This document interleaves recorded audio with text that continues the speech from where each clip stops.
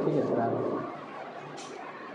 बच्चों, आज BA first year में हमारा जो टॉपिक है समाज शास्त्र में वह है समिति। ठीक है, समिति पाठ हम लोग पढ़ेंगे।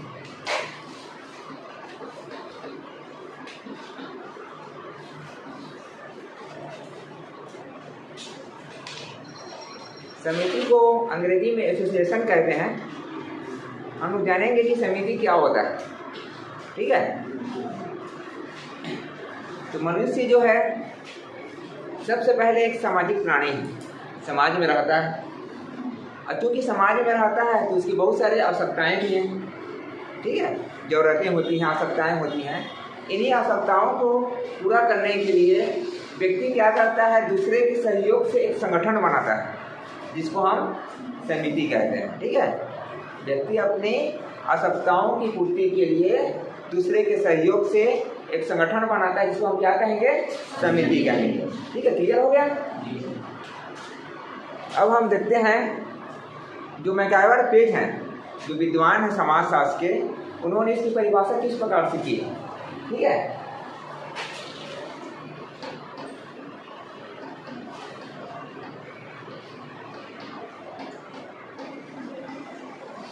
तो मैकआवर पेज का कहना है कि समिति व्यक्तियों का एक ऐसा समूह होता है।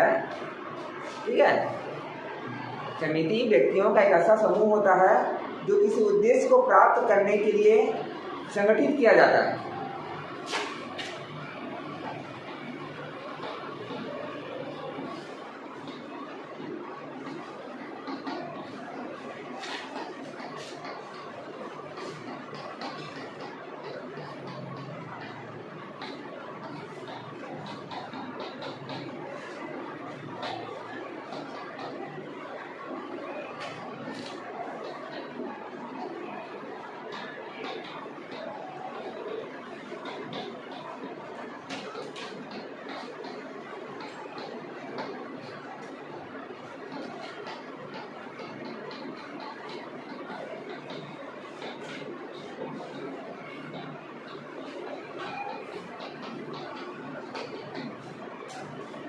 यह है, आप लोग लिख लेंगे मैकआवर पेज की परिभाषा को। ठीक है, समिति क्या है, मैकआवर पेज के अनुसार से व्यक्तियों का ऐसा समूह होता है जो किसी उद्देश्य को प्राप्त करने के लिए संगठित किया जाता है। क्लियर हो गया। हम लोग अब समिति की विशेषताओं को देखेंगे और समिति के जो उदाहरण हैं उसको मैं बताऊंगा। मैं समिति के जैसे हम उदाहरण देखते हैं, अभी जैसे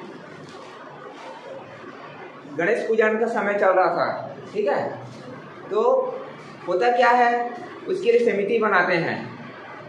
गणेश उत्सव समिति है ना, दुर्गा उत्सव समिति बनाते हैं ना।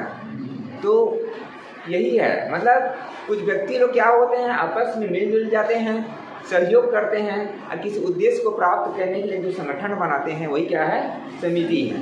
क्लियर हो रहा है। जैसे भी गणेश पूजा के समय बनाए थे, अब गणेश बिठाए। अब हम उसकी विशेषताओं को देखेंगे समिति के।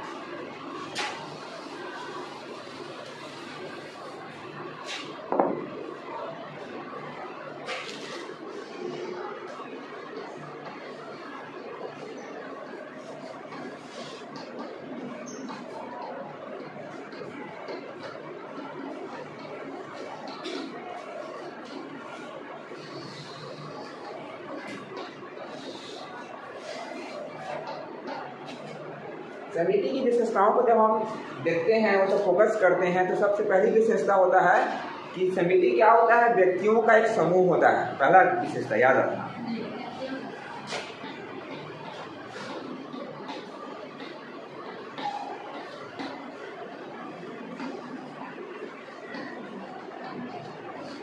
पहली विशेषता क्या है, समिति क्या होता है, व्यक्तियों का समूह होता है। और चूंकि व्यक्तियों का समूह है, इस कारण क्या है, ये मूर्त संगठन है। मूर्त किसे कहेंगे, जिसको हम देख सकते हैं, है ना। अमूर्त क्या होगा, जिसे हम देख नहीं सकते। जैसे मैं बोल रहा हूँ, मैं मेरी आवाज़ है, आप लोग की आवाज़ है, दिखाई दे रहा है क्या, वो अमूर्त है। और जो दिखता है वो क्या रहता है, मूर्त रहता है। तो सबसे पहली विशेषता हो गया व्यक्तियों का समूह है, और चूंकि व्यक्तियों का समूह है तो हम देख सकते हैं। जिस कारण दूसरी विशेषता क्या हो गया, इससे जुड़ा हुआ या मूर्त संगठन होता है। क्लियर हो रहा है?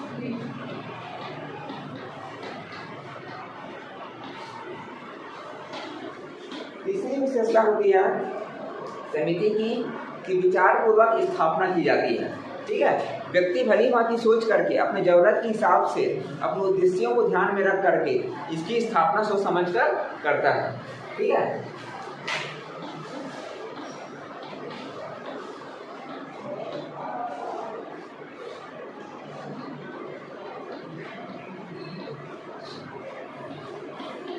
तीन विशेषता हो गई। चौथा हम देखेंगे,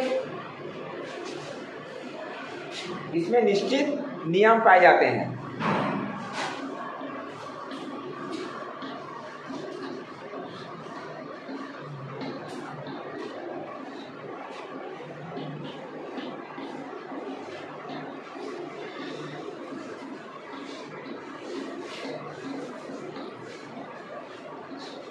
समिति का एक निश्चित नियम रहता है।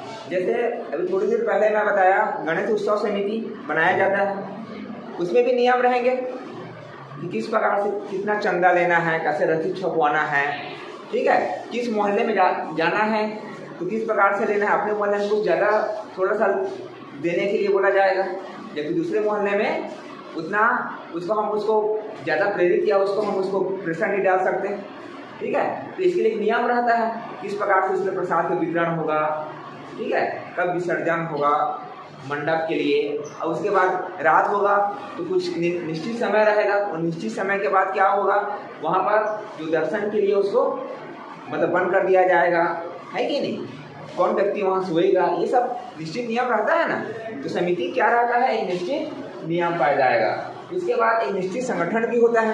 संगठन कहने का अभिप्राय होता है इसमें बहुत सारे व्यक्तियों के सहयोग से तो बनता है, लेकिन हर जो सदस्य हैं उनके लिए अलग अलग कामों को बांट दिया जाता है। सबका लक्ष्य एक ही रहेगा, ठीक है, समिति का, लेकिन जो सदस्य रहेंगे उसके काम क्या रहेंगे, बटे रहेंगे। कौन व्यक्ति कौन इस काम को करेगा, दूसरा कौन सा काम करेगा। ठीक है, इसको बांट दिया जाता है। इस प्रकार से एक संगठन बना करके लक्ष्य को प्राप्त करने का इसमें प्रयास किया जाता है। क्लियर हो रहा है?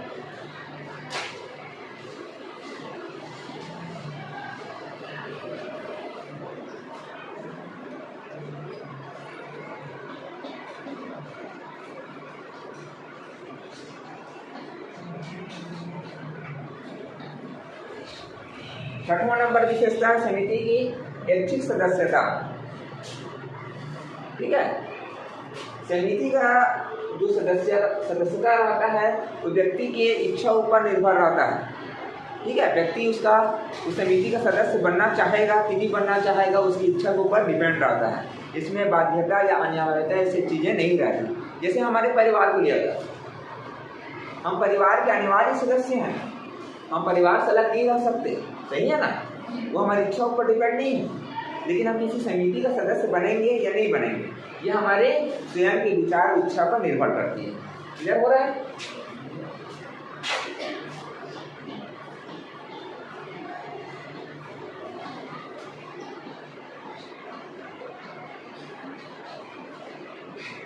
सातवां नंबर की विशेषता हम देखते हैं समिति का। समिति क्या रहता है, अस्थायी प्रकृति का रहता है। अस्थायी मतलब ज़्यादा समय तक, लंबे समय तक स्थायी नहीं रहता। जैसे ही हमारे आवश्यकता या उद्देश्य की पूर्ति हो जाती है ना, वो समिति धीरे से क्या हो जाती है, खत्म हो जाती है, हमेशा के लिए नहीं रहती। ठीक है, जब तक हमारा उद्देश्य लक्ष्य की आवश्यकता रहती तभी तक वो समिति रहता है। इस कारण समिति की जो प्रकृति होती है वो क्या होती है, अस्थायी होती है।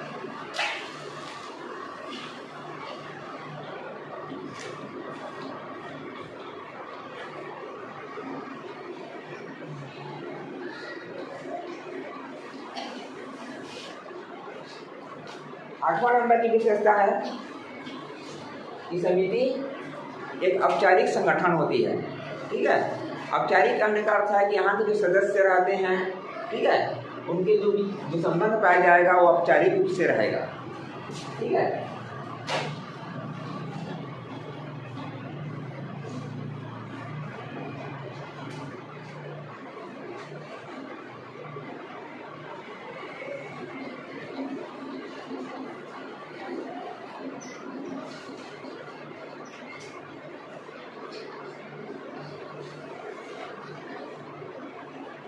9वां नंबर की विशेषता हम देखते हैं समिति की। तो समिति जो है साथ ही न होकर साधन होती है। ठीक है, समिति से हम अपने आप में लक्ष्य नहीं रहता, वो हमारे आवश्यकता या उद्देश्य पूर्ति के साधन के रूप में उपयोग किया जाता है। ठीक है, साधन समझते हो ना, एक तरह से हमारे माध्यम। जैसे आप लोग घर से कॉलेज आते हैं, आप लोग का लक्ष्य क्या है? कॉलेज है, क्योंकि आप लोग कॉलेज में पढ़ाई करना है। लेकिन आप लोग किस साधन से आते हो सकता है कोई साइकिल से आता हो, कोई बाइक से आता हो, कोई बस से आता हो। ठीक है, तो क्या है, हमारा साधन है, वो हमारा लक्ष्य नहीं है ना। लक्ष्य है क्या? वो तो हमारा कॉलेज पहुंचने के माध्यम है ना, एक सहारा है, एक साधन है हमारा। और हमारा लक्ष्य क्या है? कॉलेज आना, पढ़ने के लिए। ठीक है, तो उसी तरह से समिति क्या होता है, अपने आप में लक्ष्य नहीं रहता, वो बल्कि क्या है कि किसी उद्देश्य को प्राप्त करने का एक साधन है हमारा। क्लियर हो रहा है? समझ आ रहा है बच्चों? अब हम अंतिम विशेषता देखेंगे।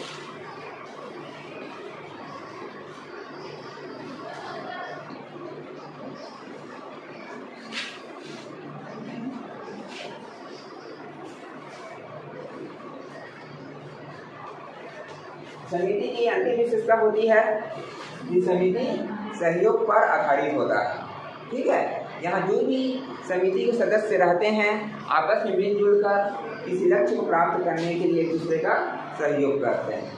सहयोग किसे कहेंगे उसके लिए थोड़ा सा मैं क्लियर कर दूँ, है ना। किसी लक्ष्य को पाने के लिए जब दो या दो से अधिक व्यक्ति आपस में मिलकर जब संयुक्त प्रयास करते हैं तब उसको क्या कहेंगे? सहयोग कहेंगे। क्लियर हो रहा है? इस प्रकार से हम लोग समिति की 10 विशेषताओं को हमने देखा है। क्लियर हो गया? अब आगे हम और देखते हैं समिति के प्रकार को देखते हैं। ठीक है, मिटा दो जी।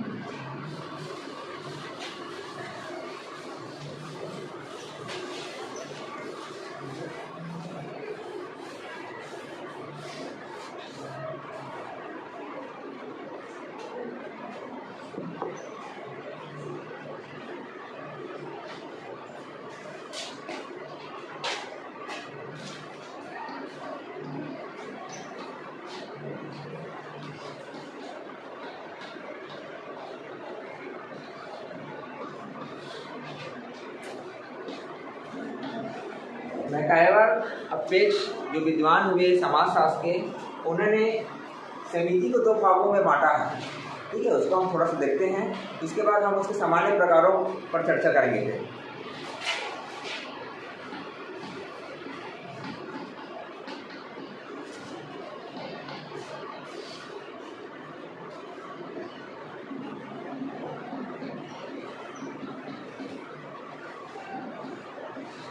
मैकाइवर पेज ने क्या किए हैं, हित के आधार पर, व्यक्ति के जो अपना हित रहता है उसी के आधार पर समिति बनता है, ये उनका कहना था। तो उन्होंने हित के आधार पर समिति के 2 प्रकार बताए हैं। पहला बताया है अविशेषीकृत और दूसरा बताया है विशेषीकृत। ठीक है, अविशेषीकृत में कुछ उदाहरण उन्होंने जैसे बताया, जैसे वर्ग समूह,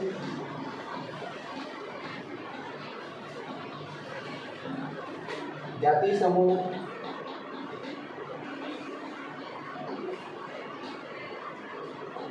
आयु समूह,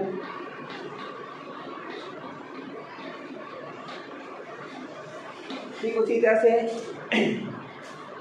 विशेषीकृत समिति के अंतर्गत उन्होंने कई प्रकार बताए हैं, जिसमें से कुछ प्रमुख उदाहरण रूप में हमें प्रस्तुत कर रहा हूं मैं। जैसे राज्य को बताया, ठीक है, परिवार को बताया, और भी कई प्रकार बताए हैं, लेकिन प्रमुख रूप से हमको इन्हीं पर फोकस करना है। ठीक है, तो मैकाइवर पेज ने हित के आधार पर समिति को 2 भागों में बांटा है। पहला है विशेषीकृत और दूसरा अविशेषीकृत। हो गया क्लियर? अब हम लोग समिति की कुछ सामान्य जो प्रकार हैं उसको देखेंगे, चर्चा करेंगे।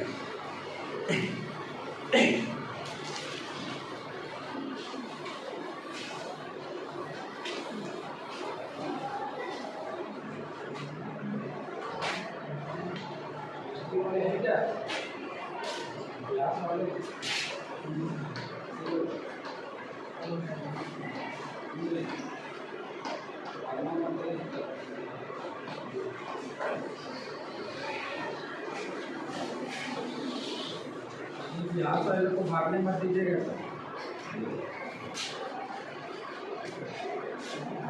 तो समिति के प्रकार हम लोग देखेंगे, ठीक है।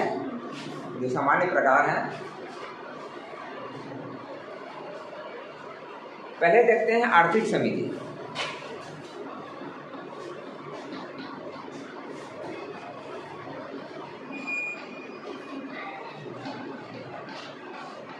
आर्थिक समिति क्या होगा? जो अर्थ के आधार पर, है ना, पैसे रुपये के आधार पर, व्यवसाय के आधार पर जो समिति बनता है उसको हम आर्थिक समिति कहेंगे। जैसे सबसे सरल उदाहरण है मजदूर संगठन का, है ना। मजदूर लोग बड़े बड़े उद्योग फैक्ट्री में काम करते हैं और बाद में फिर अपने हित के लिए, उद्देश्य को प्राप्त करने के लिए संगठन बना देते हैं। तो इसका सबसे प्रमुख उदाहरण हम क्या है? आर्थिक समिति का मजदूर संगठन, ठीक है।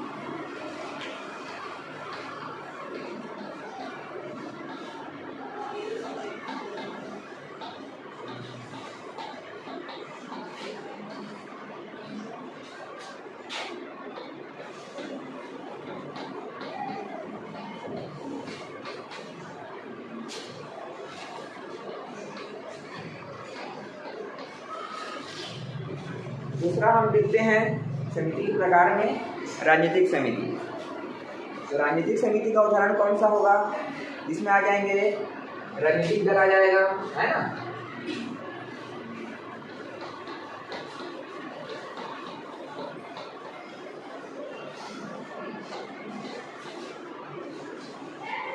ठीक है, राजनीतिक समिति में राजनीतिक दल आ जाएंगे। फिलहाल मैं भी एक एक दो उदाहरण ही बता रहा हूँ, ठीक है। बाद में फिर और डिटेल में उसमें चले जाएंगे। पहले शुरुआत में मेन चीज़ों को, है ना, फोकस करना, उसको याद करना उचित है।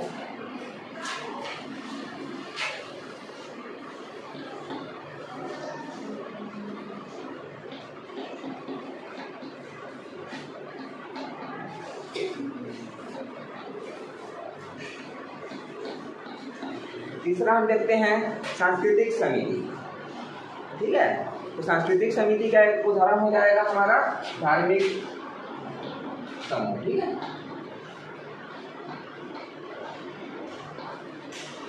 कई प्रकार की इसमें जैसे आर्य समाज, प्रार्थना समाज जो बनता है, ये सब भी आ जाएंगे इसमें सांस्कृतिक में।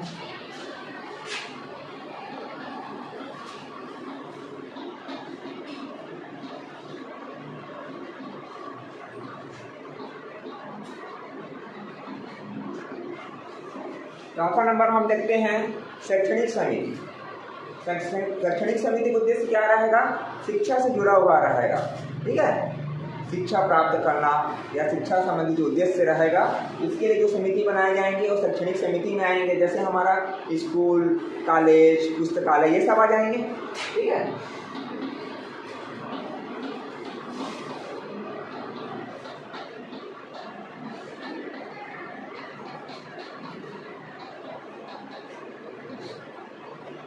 कल हम लोग जब चर्चा करेंगे तो मैं संस्था को ही बताऊंगा और उसमें क्लियर होगा कि केवल जैसे स्कूल कॉलेज केवल समिति ही नहीं है, अपने आप में संस्था भी है, ठीक है। इसके कुछ निश्चित नियम, कार्य करने का कुछ तरीका पाया जाता है, जिसके आधार पर क्या है, संस्था है अपने आप, ठीक है। नियंत्रण बनाए रखने के भी काम करता है। फिर इसके बारे में हम डिटेल चर्चा करेंगे, ठीक है।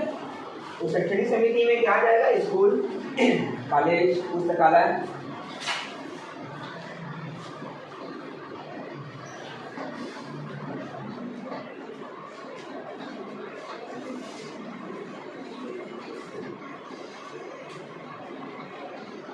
फिर 5वां नंबर में मनोरंजनात्मक समिति, ठीक है। इसमें जैसे हमारा व्यायामशाला आ जाएगा,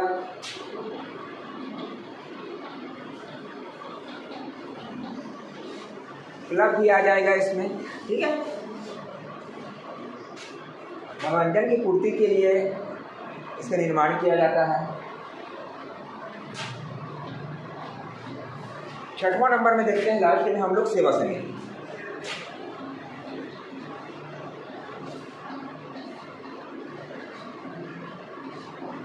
सेवा समिति क्या है? किसी विशेष उद्देश्य के लिए, खासकर सेवा करने के उद्देश्य से इसका निर्माण किया जाता है। जैसे अनाथालय, है ना, जो दीन दुखी हैं, कमज़ोर हैं, उनकी सेवा करने के लिए इसका निर्माण किया जाता है। तो सेवा समिति में आ जाएगा अनाथालय।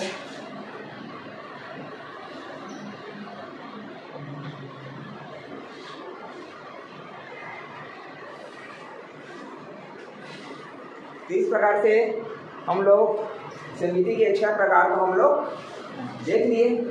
क्लियर हुआ? कुछ थोड़ा बहुत समझ में आएगी बच्चे लोग समिति के बारे में? एक बार और हल्का समय उसको मैं एक बार पुनरावृत्ति कर दे रहा हूँ, अब क्लियर हो जाएगा। समिति क्या है?